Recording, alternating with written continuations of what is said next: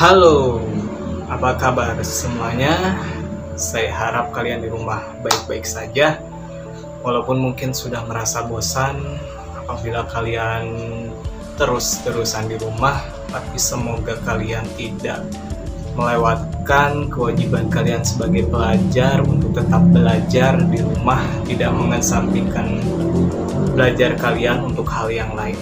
Ya, tapi apabila kalian mempunyai hobi ataupun mempunyai hal-hal yang positif yang disalurkan, tidak apa-apa ya, itu untuk memangkas atau mengalihkan kebosanan kalian ya, belajar di rumah.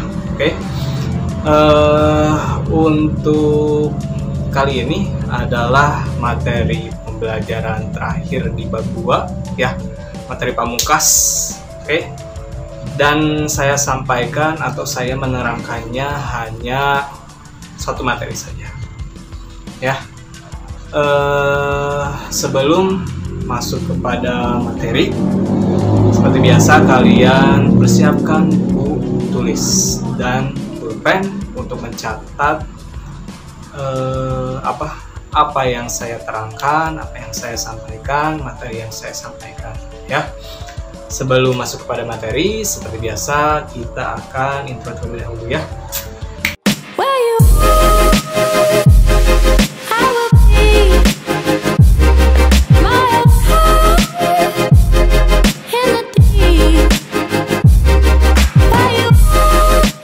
Nah, ini adalah materi yang akan kita bahas, yaitu adalah bentuk hubungan sosial di masyarakat ya. Kita akan bahas satu persatu. Hubungan sosial yang terjadi di masyarakat dapat dikelompokkan menjadi dua bentuk ya, ada asosiatif dan juga disosiatif ya. Asosiatif dan disosiatif kita akan bahas satu persatu. Yang pertama adalah asosiatif. Apa itu asosiatif? Menurut Kamus Sosiologi Haryanto 2012, asosiatif merupakan hubungan yang menunjukkan kerjasama ya. Yang di dalamnya ada proses yang berusaha untuk menyatukan dan meningkatkan solidaritas di antara kelompok ya. Interaksi asosiatif memiliki bentuk-bentuk antara lain sebagai berikut, ada 3 kalau tidak salah. Pertama, kerjasama. Kerjasama secara garis besar mungkin kalian mengerti apa itu kerjasama, merupakan suatu proses sosial untuk mencapai tujuan bersama dengan saling membantu dan saling memahami aktivitas masing-masing. Ketika kalian bekerja sama, itu adalah proses untuk mencapai tujuan bersama ya. Dan ketika melakukan kerjasama ataupun misalnya kalian melakukan kerja kelompok ya, di dalam kelas, itu kalian membantu dan saling memahami aktivitas masing-masing ya. Kedua, akomodasi. Akomodasi di sini adalah ya, dalam ilmu sosiologi, hubungan antara kedua belah pihak yang menunjukkan keseimbangan antara nilai dan norma sosial yang berlaku dalam masyarakat ya. Ketika nilai dan norma sosial kita itu seimbang ya, itu bisa dikatakan sebagai salah satu unsur asosiatif ya, yang dikatakan sebagai akomodasi ya.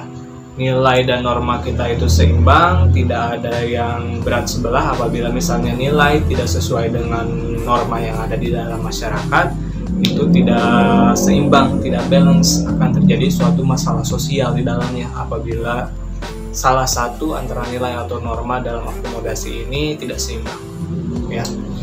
Lanjut, yang ketiga adalah asimilasi, adalah proses bertemunya dua atau lebih kebudayaan yang saling berinteraksi. Kemudian masing-masing kebudayaan melebur dan membentuk kebudayaan baru ya.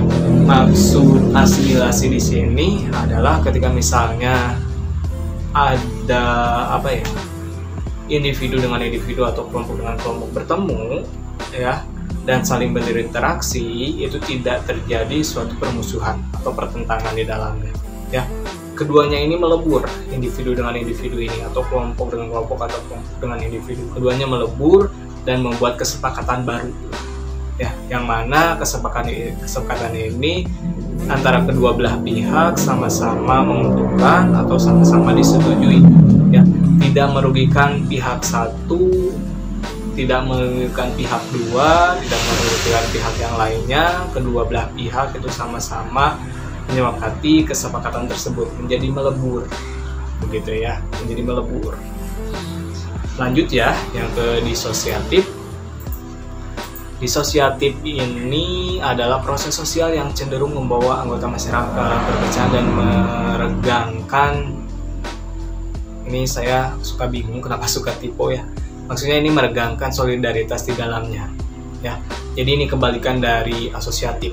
Disosiatif ini ada 3 macam bentuk disosiatif sebagai berikut. Pertama adalah persaingan, kontravensi, lalu pertentangan.